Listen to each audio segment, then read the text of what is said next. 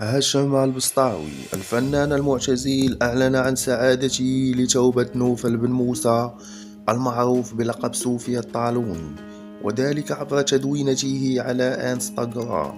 قال البسطاوي في تعليقه: راه بورشتينا خويا، فشلت بالفرحة، كرمت في بلاصتي، الله يقويك الله يقويك خويا، والله ما ندوزك خويا.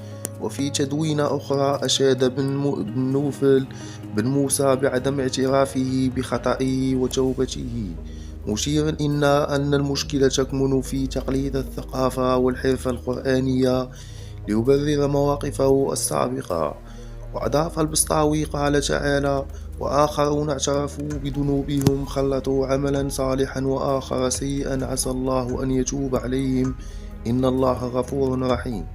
وقد تفاعلت الفنانة سعيدة شرف مع توبة نوفل بن موسى، ونشرت صورة حديثة له بعد تخليه عن شعره والمكياج وخضوعه لعملية جراحية لإزالة الحشوات.